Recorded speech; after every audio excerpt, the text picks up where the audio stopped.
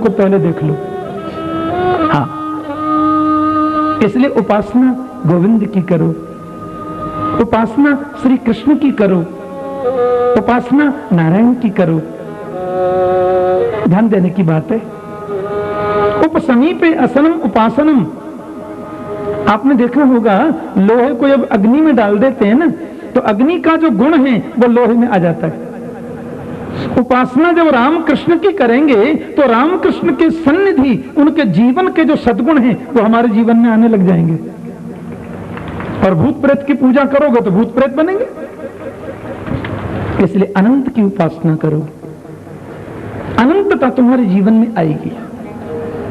मैंने पानी को गुरु बना के सीखा कि निर्मल वाणी पानी जैसी होनी चाहिए संत की। संत की वाणी बिल्कुल निर्मल पानी जैसी हो। बोलो जय श्री कृष्ण।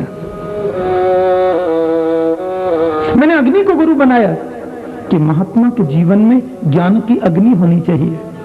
गीता में लिखा ना, ज्ञानाग्नि दग्ध कर्माणम तमाहु पंडिता बुधा। ज्ञान रूपी अग्नि हमारे अंतर हृदय में जागृत रहेगी तो हम लोगों के अज्ञान को जलाकर भस्म कर सकेंगे। इसलिए संत को ज्ञान संपन्न होना चाहिए। मैंने चंद्रमा को गुरु बनाकर आत्मा के बारे में सीखा। आपने देखा होगा प्रतिपदा को चंद्रमा छोटा होता है, दूज को बड़ा होता है, तीज को और बड़ा, चतुर्थी को और बड़ा, पंचमी को और बड़ा, षष्ठी सप्तमी अष्टमी नवमी दस, पूर्णिमा को पूरा खिल जाता है। पर चंद्रमा कभी छोटा नहीं होता, कभी बड़ा नहीं होता। ये तो चंद्रमा की किरण ही छोटी होती है पर किरण ही बड़ी होती है। ध्यान देना। उसी प्रकार शरीर ही छोटा मोटा पतला लंबा होता है, आत्मा कभी नहीं। आत्मा तो नित्य है, शाश्वत है, अविनाशी है। ये हमें समझना चाहिए। प्यार से बोलो जय श्री कृष्ण। मैंने कबूतर को गुरु बनाया कि गृहस्थ के प्रति ज्यादा आकर्षण संत को नहीं रखना। अजगर को गुरु बनाया कि अजगर की तरह संत पड़ा है, मिल गया तो बहुत अच्छा, न मिला तो और अच्छा, किसी से मांगना क्या। मैंने सागर को गुरु बनाया, सागर जैसी गंभीरता संत के जीवन में होनी चाहिए। मैंने पतंगे को गुरु बनाया कि संत यदि स्त्री संग करेगा तो जैसे पतंगा अग्नि में जल के भस्म हो जाता है, संत की साधुता भी नष्ट हो जाएगी। मैंने मधुमक्खी को गुरु बनाया, वो कहां से फूलों का रस एकत्रित करके लाती है मधुमक्खी। और देखो लोग कम्बल ओढ़ के जाते हैं, पूरे रस को बाल्टी में भर के ले आते हैं। महात्मा यदि धन का संग्रह करेगा तो लोगों की नजर धन पर जाएगी, उनके मरने के बाद में चेलों में मुकदमा चलेगा। इसलिए संत को संग्रह नहीं करना। संग्रह करना है तो ज्ञान का करे, भक्ति का करे, प्रभु के नाम का संग्रह करे। महात्मा को संसार के धन का संग्रह नहीं करना, करेगा तो फंसेगा। मैंने भ्रमर को गुरु बनाया। भ्रमर जब फूल पर बैठता है ना, उसकी सुगंधी और उसके रस को चूसता है, गंदगी कभी नहीं लेता। हम कहीं सत्संग में जाएं, कहीं कथा में जाएं, अच्छी बात कोई मिले उसको जरूर ग्रहण करें। किसी की वैयक्तिक जिंदगी में दोष देखकर अपनी एनर्जी खर्च क्यों करें। ये मैंने देखा है। मैंने एक बच्चे को गुरु बनाया, थप्पड़ मारा तो रोने लगा, लड्डू दिया तो हंसने लगा। न मैं मानव मानुस्तौ। दत्तात्रेय जी कहते हैं मैं इधर पड़ा रहता हूं, कुछ इधर से लोग निकलते हैं और मुझे देख के वो बहुत पहुंचा हुआ संत है, सो मुझे गुलाब की मालाएं पहना जाते हैं। कुछ लोग इधर मुझे देखते हैं, बोलते हैं नंगा बाबा, नहाबे न धोबे पड़ा ही रहता है, तो दो चार मुट्ठी बालू फेंक जाते मेरे ऊपर। भैया अपमान करने वालों से मैं नाराज नहीं होता और माला पहनाने वालों से मैं कभी राजी नहीं होता, क्योंकि मैं मानता हूं कि अपमान और सम्मान ये शरीर का होता है, आत्मा का नहीं। आत्मा तो सबसे परे। यदि उनका एक बात बताओ, महाराज जी अकेले क्यों रहते हैं आप? बोले रमता जोगी बहता पानी निर्मल होता है। ये ध्यान देना, बहुत ध्यान देने की बात है। अकेले में भजन बनता है। एक कन्या थी, उसको देखने आए लोग, शादी से पहले देखने आते हैं कन्या को। अब हुआ क्या कि माँ तो घर में थी नहीं, पिता ने कहा बेटी इनके लिए भोजन बनाना है। दादी सासू जी को बहुत अच्छी लगी ये बेटी। अब कन्या ने देखा घर में चावल तो है नहीं, किसान की बेटी, सो बेचारी धान कूटने लगी। अभी जो नई नई दादी सासू बनी है उन्होंने 10-10 चूड़ी पहनाई थी, धान कूटती है तो चूड़ी खन खन खन बजती है। मैंने एक दिन कहा था ना कथा में, पिता की इज्जत का बेटी जितना ख्याल रखती है उतना बेटा नहीं रख पाता। पक्की बात है। बेटियां कहीं खन खन चूड़ी बजती हैं, लोग कहेंगे बड़ा गरीब है, इसके घर में चावल नहीं है, धान कूटे जा रहे हैं। उसने 6-6 चूड़ी निकाल दी, 4-4 हाथ में रखी, धान कूटने लगी, वो 4 भी बजती हैं। 2-2 चूड़ी और निकाल दी, फिर धान कूटती तो 2 भी बज रही हैं।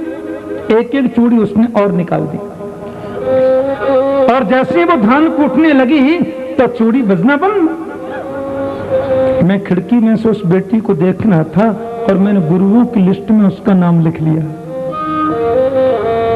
और मैंने सीखा कि बासे बहूनाम कलहो भवेत् वार्ता द्वयोरपि एकैव चरेत् साधो कुमार्या इव कंकणः। एक जगह ज्यादा संत भी रहेंगे तो कभी न कभी तो विवाद होगा। कभी कभी कुंभ में चिमटा बजता है ना, और नागा महात्मा आते हैं ना कुंभ में, हमारा अखाड़ा पहले नहाए के, हमारा अखाड़ा, फिर बजता है उनमें चिमटा।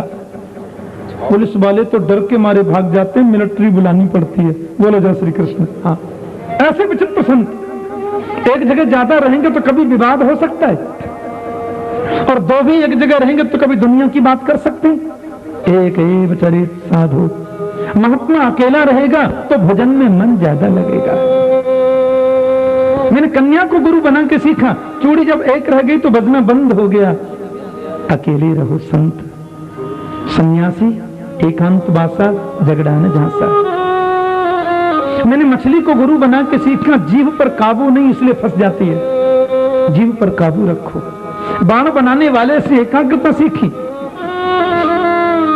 और भंगी कीट को गुरु बनाकर मैंने सीखा कि भंगी कीट किसी भी कीड़े को लाकर अपने जाल में फंसाता है, और जिस कीड़े को जाल में फंसाया वो कीड़ा टकटकी लगाकर भंगी कीट को देखता है, और देखते देखते वो कीड़ा भी भंगी कीट ही बन जाता है। तो लाली मेरे लाल की जित देखूं तित लाल, लाल ही देखन में गई, मैं हूं है गई लाल। ब्रह्मविद ब्रह्मैव भवति, ब्रह्म चिंतन करने वाला ब्रह्ममय हो जाता है, ये स्थिति बनती है। प्यार से बोलो जय श्री कृष्ण। आदरणीय उद्धव जी को प्रभु ने दत्तात्रेय और यदु के संवाद से अवगत कराया। अंतिम शरीर है, ये शरीर ही गुरु है, और ये बताता है कि 9 बजे गद्दी पर बैठते समय जैसा था वैसा अब 2 बजने तक समय तक नहीं है, पल पल में बदलता है। भगवान कहते हैं उद्धव, सुनने का मतलब है चिंतन भी करो। चारों युगों में सतयुग में हूं, चारों वेदों में सामवेद में हूं, अक्षरों में आकार में हूं, मंत्रों में ओंकार में हूं, ऋषियों में बृहस्पति में हूं, कवियों में उष्णा शुक्राचार्य में हूं, रत्नों में पद्मराग मणि में हूं, और दुनिया के जितने धातु हैं उसमें सुवर्ण में हूं, गायों में हवृद्धानी में हूं, उच्चीश्रवा घोड़ाओं में मैं ही हूं, प्रेमियों में अर्जुन में हूं, असुरों में प्रहलाद में हूं, और उधो ज्ञानियों में तुम भी तो मैं हूं। जो सुना है उसका चिंतन बद्रिकाश्रम में जाकर के करो। उद्धव जी जाने की तैयारी कर रहे हैं, यदुवंश में आपस में विवाद छिड़ गया, एक दूसरे पर वार करने लगे, छोटे बड़े का भेद खत्म हो गया, तलवार बल्लम फरसे सब चलने लगे। कृष्ण बलराम दौड़े, काय को लड़ते हो, काय को झगड़ते हो, और लड़ते लड़ते झगड़ते झगड़ते महाराज सब समुद्र के किनारे आ गए, और जो लोहे का पिंड पीस करके समुद्र में डाला था यदुवंशियों ने, जिसका चूरा किनारे आ गया, और किनारे आकर वो एरका नाम की घास बन गया, उसी घास को उखाड़ कर एक दूसरे पर मारने लगे। चतुर्पंचावशेषता पूरे यदुवंश का विनाश हो गया। बलराम जी शेषनाग बनकर क्षीर सागर में चले गए। मेरे गोविंद प्रवास क्षेत्र में पिप्पल के वृक्ष के नीचे अर्धशयनावस्था में है। तो जो लौह पिंड पीस करके यदुवंशियों ने समुद्र में फेंका था, तो उसका एक टुकड़ा कोई मछली निगल गई और मछली के गर्भ से उस लौह टुकड़े को किसी बहेलिया ने निकालकर अपने बाण पर सजाया। और वो बहेलिया देख रहा था। दूर से मेरे गोविंद के चरण के तलवे को देखा।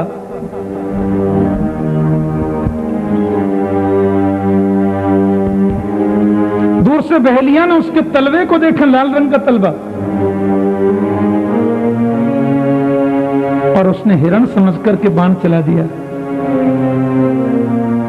और जैसी बाण मेरे गोविंद के चरणों में आकर के लगा, बहेलिया चरणों में गिर के बोले, हे भगवान, ये मैंने क्या किया, ये मैंने क्या किया, ये तो बहुत बड़ा अपराध हो गया मुझसे। प्रभु ने बहेलिया से कहा, मां भैर्जरे तमुत्तिष्ठ कामये सिकृतो हि मे या हि तुम ज्ञाता स्वर्गम सुकृति नाम पदम। मेरी इच्छा थी इसलिए ऐसा हुआ, तुम तो सीधे स्वर्ग में जाओ। और बहेलिया वैकुंठ प्रस्थान कर गया। अर्जुन ने आकर के देखा, गोविंद आपके चरण कमल में ये बाण किसने मार दिया, आपके साथ में ये दुर्व्यवहार किसने किया। अर्जुन, बिना मेरी इच्छा के कुछ नहीं होता, मेरी यही इच्छा थी। तुम सीधे द्वारका जाओ और हमारी जितनी रानियां हैं उन सब रानियों को तुम वृंदावन ले जाओ। राधा रानी के संग से उनका कल्याण होगा। अर्जुन रोते बिलखते उन रानियों को लेके जा रहे हैं। भील बनकर कृष्ण आए और पत्नियों को लूट लिया। भीलन लूटी गोपिका वही अर्जुन वही बाण। प्रभु ये बताना चाहते हैं कि बिना मेरे तुम्हारा गांडीव भी किसी काम का नहीं है। इतने में दारुक सारथी आया। उसने कहा, मेरे गोविंद, मेरे मालिक, ये क्या हुआ आपके श्री चरण में। प्रभु ने कहा, दारुक, तुम सीधे द्वारिका जाओ। 10 यदुवंशी जो बच्चे उनसे कहना वे मथुरा चले जाएं। मेरे अंतर्धान होते ही द्वारिका समुद्र में डूब जाएगी। प्यार से बोलो जय श्री कृष्ण। और वो देखते रह गए। हजारों देवताओं की भीड़ लगी है आकाश मंडल में, और देवताओं को देखते देखते समस्त ऋषियों के मध्य मेरे गोविंद एक क्षण में अंतर्धान हो गए। बोले द्वारकाधीश की जय। और भगवान का जो ज्ञान में तेज है वो भागवत में प्रवेश कर गया। श्रीमद् भागवत आख्योयम प्रविष्टोयम श्रीमद् भागवतार्णवम। अपने ज्ञान में तेज को लेकर के गोविंद भागवत में प्रकट हो गए, प्रवेश कर गए। बस प्रभु के जाने के बाद में कलयुग प्रवेश कर गया। और परीक्षित, वो कलयुग तुम्हें 7 दिन पहले मिला था, पर तुमने कलयुग को मारा इसलिए नहीं कि तुम जानते थे कलयुग में केवल कीर्तन करने से मोक्ष मिलता है। यह कलयुग कर परम प्रताप मानस पुण्य होई नहीं पापा। ये कलयुग का परम प्रताप है कि हम मन में सोचने से पुण्य का फल मिलता है, पर पाप का फल तो करने से ही मिलता है। इसलिए परीक्षित, तुमने कलयुग को मारा नहीं था, और उस कलयुग का मस्तिष्क में प्रवेश करने की वजह से एक संत के गले में मरा हुआ सर्प तुमने डाल दिया, और तुम्हें 7 दिन में मरने का शाप लगा। राजन, 7 दिन पहले मैं तुम्हारी सभा में आ गया और तुमने सैकड़ों प्रश्न मुझसे किए। मैंने प्रत्येक प्रश्न का तुम्हें जवाब दिया। अब एक प्रश्न आपसे मैं करना चाहता हूं। यहां सुखदेव जी परीक्षित से एक प्रश्न कर रहे हैं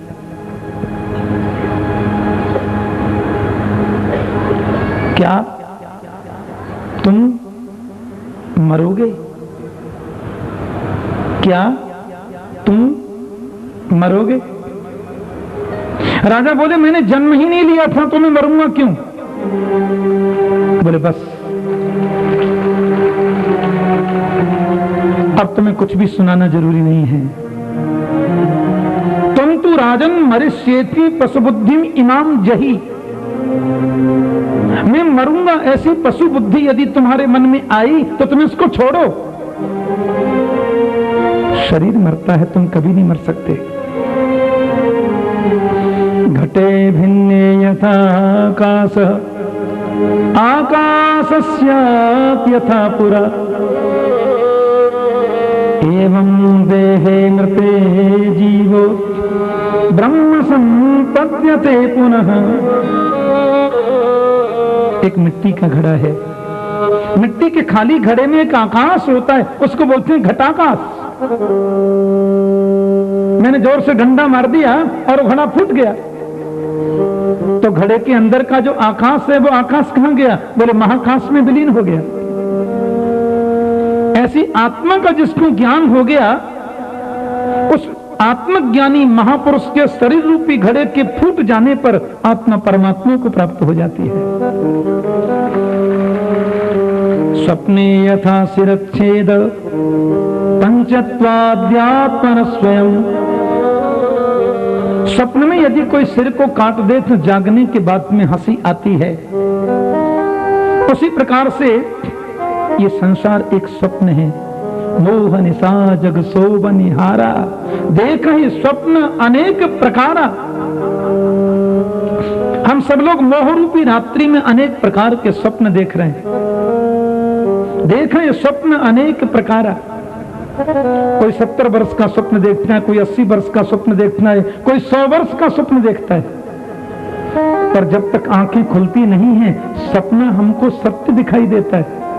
आंखें खुलने पर ही हंसी आती है कि यह तो स्वप्न था।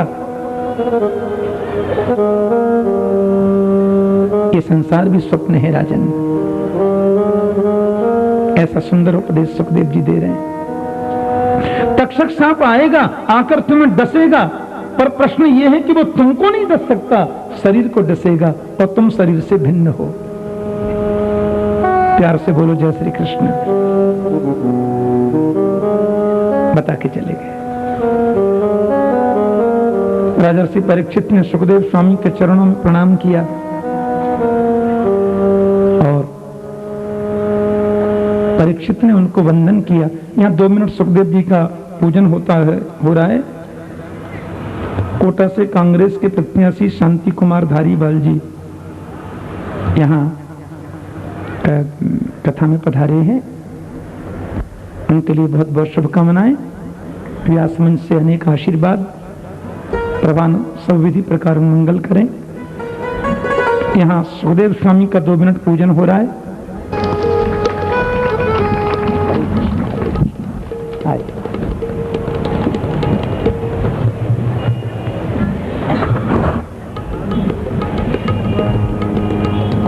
ओम नमः तदारार्तिक्यम्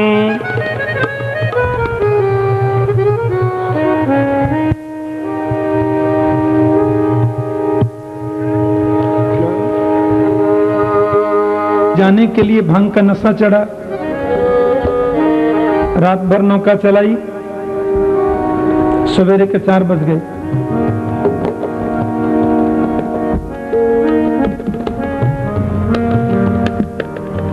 सवेरे के बजे 4 तो वहां विश्राम घाट पर नहाने वालों की भीड़ लगी। चौबे जी ने पूछा, भैया ये कौन सी नगरी है? बोले मथुरा। ये कौन सा घाट है? विश्राम घाट। पर हम तो रात भर चल रहे थे, नौका चला रहे थे, अभी गोकुल नहीं आई। बोले महाराज जी आपने नौका तो रात भर चलाई, पर नाव की रस्सी जो किनारे खम्भे में बंधी थी वो खोलना भूल गए। गोकुल कभी नहीं आएगी। यही परिस्थिति हमारी है। दूर नगरी, बड़ी दूर नगरी, दूर नगरी, बड़ी दूर नगरी, नगरी बड़ी दूर नगरी, दूर नगरी, बड़ी दूर नगरी, दूर नगरी, बड़ी दूर नगरी, दूर नगरी, बड़ी दूर नगरी, दूर नगरी, बड़ी दूर नगरी, दूर नगरी, बड़ी दूर नगरी। कैसे आऊं रे नंद लाला, कैसे आऊं मैं नंद लाला, तेरी गोकुल नगरी बड़ी दूर नगरी, दूर नगरी, बड़ी दूर नगरी, दूर नगरी, बड़ी दूर नगरी, दूर नगरी, बड़ी दूर नगरी।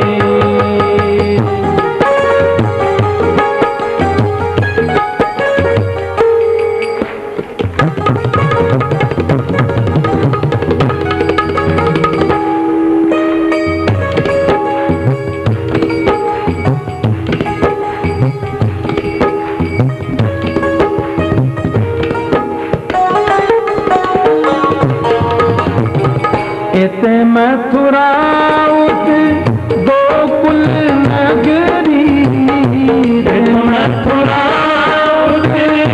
गोकुल नगरी, इते मथुरा गोकुल नगरी, मथुरा गोकुल नगरी, दूर बहे बीच बहे यमुना गहरी, बड़ी दूर नगरी, बीच बहे यमुना गहरी, बड़ी दूर नगरी, दूर नगरी, बड़ी दूर नगरी, दूर नगरी, बड़ी दूर नगरी। काम धरूं तो पायल मोरी भीगे, काम धरूं तो पायल मोरी भीगे, पार करूं तो बह जाऊं सगरी, बड़ी दूर नगरी, पार करूं तो बह जाऊं सगरी, बड़ी दूर नगरी, दूर नगरी, बड़ी दूर नगरी, दूर नगरी, बड़ी दूर नगरी। कैसे आऊं रे नंद लाला, कैसे आऊं रे मदन गोपाला, तेरी गोकुल नगरी बड़ी दूर नगरी, दूर नगरी, बड़ी दूर नगरी। रात को आऊं तो कान्हा डर मोहि लागे, रात को आऊं तो कान्हा डर मोहि लागे, दिन को आऊं तो देखे सारी नगरी, बड़ी दूर नगरी, दिन को तो देखे सारी नगरी, बड़ी दूर नगरी, दूर नगरी, बड़ी दूर नगरी, दूर नगरी, बड़ी दूर नगरी, बोलो दूर नगरी, बड़ी दूर नगरी, दूर नगरी, बड़ी दूर नगरी। धीरे धीरे चलूं कान्हा कमर मोरी लग के, धीरे धीरे चलूं कान्हा कमर मोरी लग गए, धीरे धीरे चलूं गिरधर मोरी लटके, धीरे धीरे चलूं कान्हा कमर मोरी लचके, झटपट चलूं तो छलकाए गगरी, बड़ी दूर नगरी। झटपट चलूं तो छलकाए गगरी, बड़ी दूर नगरी।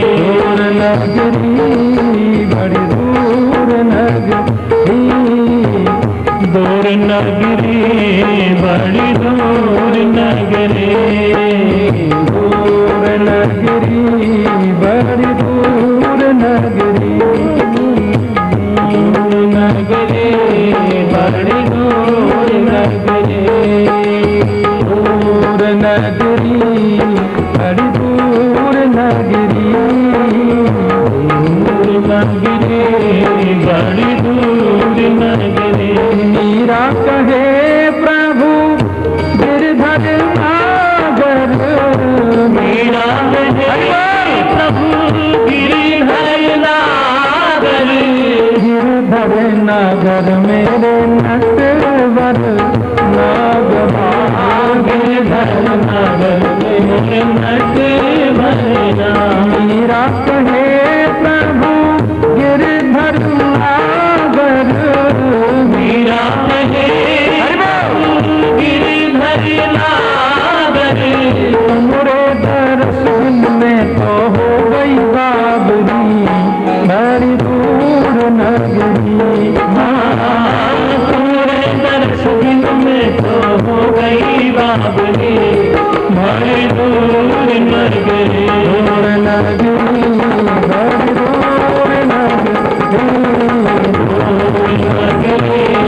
बड़ी दूर नगरी। दूर नगरी, बड़ी दूर नगरी, दूर नगरी, बड़ी दूर बड़ी दूर नगरी, बड़ी दूर नगरी, बड़ी दूर नगरी, बड़ी दूर नगरी। राजर्षि परीक्षित ने भगवान सुखदेव के चरणों में प्रणाम किया। सिद्धोस्मनुग्रहीतोस्मि भवता करुणात्मना, श्रावितो यच्च मे साक्षात् अनादिनिधनो हरि। सज्जनों, राजर्षि परीक्षित ने कहा, बहुत बड़ी कृपा आपने की और कृपा करके मेरा कल्याण आपने किया, मेरे जीवन को सन्मार्ग आपने दिखाया। मैं आपके चरणों में बार बार प्रणाम करता हूं, आपके चरणों में बार बार वंदन करता हूं। हे महापुरुष, 7 दिन की कथा के अंतराल में वाणी के माध्यम से यदि कोई त्रुटि आपने देखी हो तो मुझे क्षमा करेंगे। बार बार प्रणाम किया, बार बार वंदन किया। सुखदेव स्वामी तो चले गए, थोड़ी दूर दिखाई दिए, फिर दिखे ही नहीं। एकदम समाधि लगा करके परीक्षित बैठे हैं, समाधिस्थ हैं। तक्षक सर्प आ रहा है परीक्षित को डसने के लिए। एक काश्यप नाम के ब्राह्मण ने उसको रोकने का सतत प्रयास किया, लेकिन द्रव्य देखकर के वापस कर दिया। और सज्जनों, जैसे ही परीक्षित को तक्षक ने डसा, ब्रह्मभूतस्य राजर्षे देहो हि गरलग्निना, बभूव भस्मसाः सद्य पश्यतां सर्वदेहिनाम्। राजर्षि परीक्षित का जो पांत भौतिक शरीर है 1 मिनट में जलकर के राख हो गया और दिव्य शरीर लेकर के महात्मा परीक्षित गोलोक धाम को पधारे। बोलिए श्री परीक्षित महाराज की जय। हम सभी लोग परीक्षित हैं, हम लोग ही परीक्षित हैं, और हम सब लोगों का जन्म 7 दिन में होता है। हमारी मृत्यु भी 7 ही दिन में होती है। ध्यान देना, जन्म भी 7 दिन में और मौत भी 7 दिन में। ये तक्षक सर्प ही काल है, और एक दिन ये काल सत्स्वरूपी तक्षक सर्प 7 दिन के ही किसी 7 दिन में हमें डस लेता है। इससे बचने का तो केवल एक ही उपाय है कि श्वास श्वास पर कृष्ण भजे, वृथा श्वास जन खोए, ना जाने या श्वास की आवन होय न होय। एक एक श्वास पर गोविंद का भजन करो, जो श्वास निकल गया वो लौट कर आएगा, इसकी कोई गारंटी नहीं है। परीक्षित के बेटा जन्मेजय को अच्छा नहीं लगा, सर्प ने डस दिया मेरे पिता को और मेरे देव समान पिता मारे गए। उसने सर्प यज्ञ किया और कहा महाराज ऐसा यज्ञ कीजिए कि दुनिया का कोई सर्प बाकी ही न बचे। लेकिन आस्तिक मुनि ने आकर यज्ञ को रोका और यज्ञ बंद करा दिया। तक्षक सर्प मानो बच गया, तक्षक सर्प को सुरक्षा मिल गई। प्यार से बोलो जय श्री कृष्ण।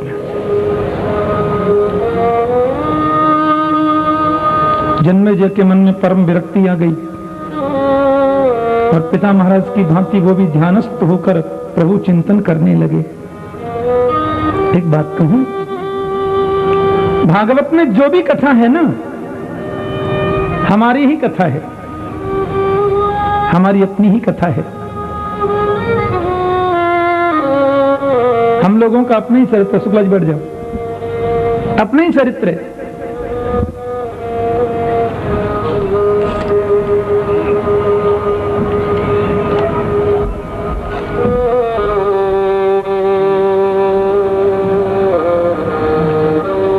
ये निदान सत्य है,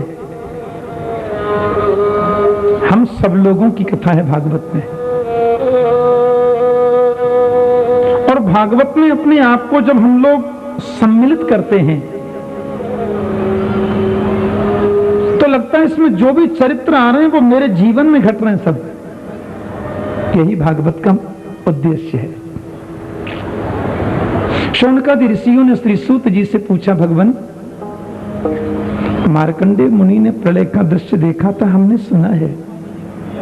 बोले हाँ, उन्होंने माया का प्रलय देखा था। भगवान ने कहा मांगो। मार्कंडेय बोले मुझे माया दिखाओ। सारी दुनिया समुद्र में डूब गई, पूरा संसार समुद्र में डूब गया। मार्कंडेय भी ऊपर नीचे समुद्र में डुबकियां लगा रहे हैं। तब उन्होंने एक सुंदर से पीपल के वृक्ष को देखा।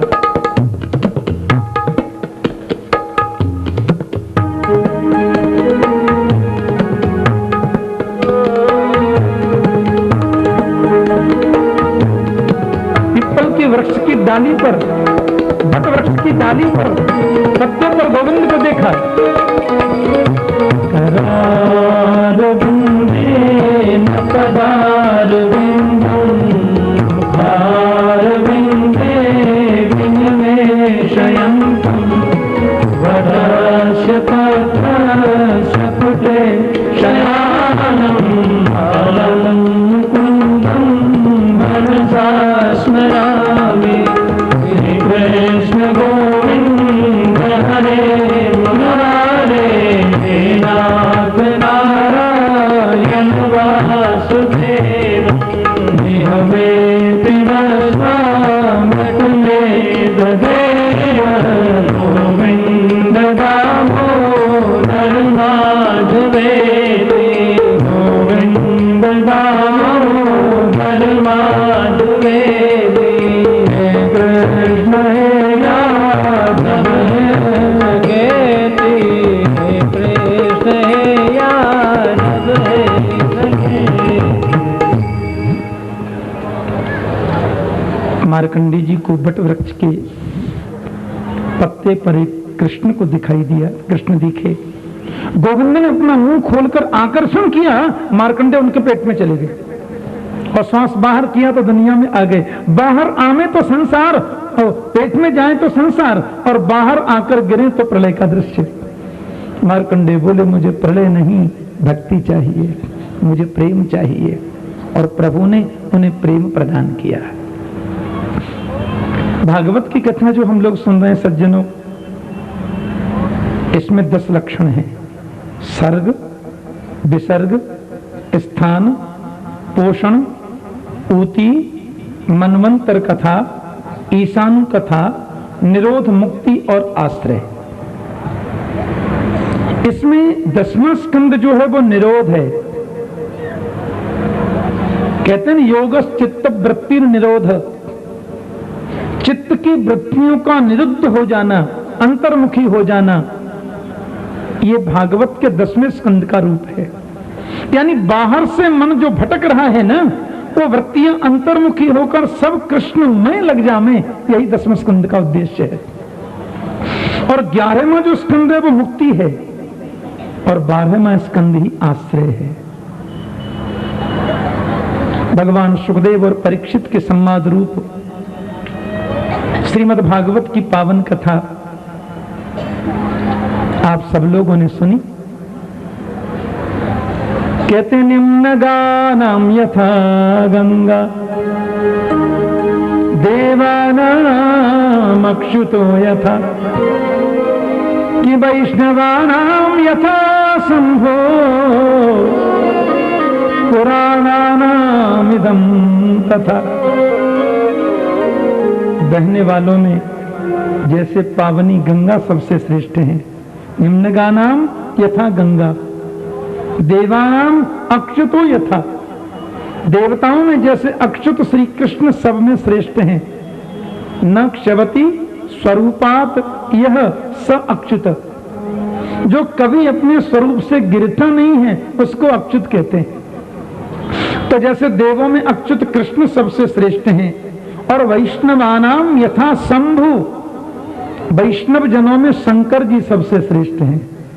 शिव जैसा वैष्णव दूसरा हो नहीं सकता। वैष्णवानाम यथा शंभो, और पुराणानाम इदं तथा, पुराणों में श्रीमद् भागवत सबसे श्रेष्ठ है, सर्वोत्तम है।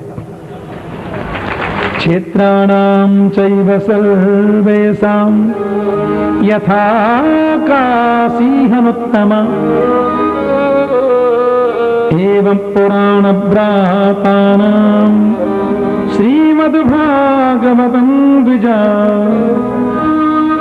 ध्यान दीजिए, क्षेत्रों में जैसे काशी सबसे श्रेष्ठ है, वैसे पुराणों में श्रीमद् भागवत सबसे उत्तम है, सर्वोत्तम है भागवत। श्रीमद् भागवतं पुराणममलं यद् वैष्णवानां प्रियं, यस्मिन् पारमहंसमेकममलं ज्ञानं परं गीयते, यत्र ज्ञान विराग भक्ति सहितं नैष्कर्म्यमाविष्कृतं, तच्छृण्वन् प्रपठन् विचारण परो भक्त्या विमोच्यन्नर। भागवत पुराणों का सार है और पुराणों का तिलक है, वैष्णवों का परम धन है, परमहंसों की संहिता है, भक्ति ज्ञान वैराग्य की त्रिवेणी बहती है। इसमें निष्काम कर्म का अद्भुत व्याख्यान किया गया है।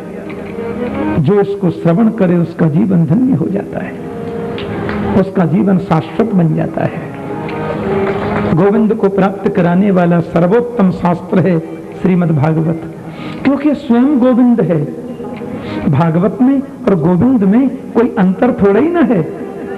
भागवत ही गोविंद है और गोविंद ही भागवत है। अब भागवत जी का बिल्कुल अंतिम श्लोक मैं सब जगह श्रोताओं से बुलवाता हूं।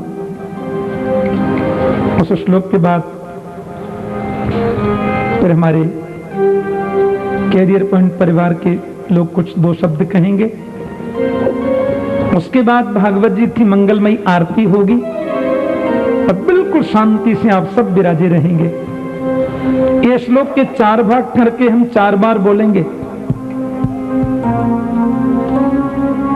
नाम संकीर्तनम यस्य, नाम संकीर्तनम यस्य सर्व पाप प्रणाशनम सर्व पाप प्रणाशनम प्रणामो दुख शमनः प्रणामो दुख शमनः तं नमामि हरिं परम तं नमामि हरिं परम नाम संकीर्तनं यस्य नाम संकीर्तनं यस्य सर्व पाप प्रणाशनम पाप प्रणाशनम प्रणामो दुख शमनः प्रणामो दुख शमनः तं नमामि हरिं परम तं नमामि हरिं परम नाम संकीर्तनं यस्य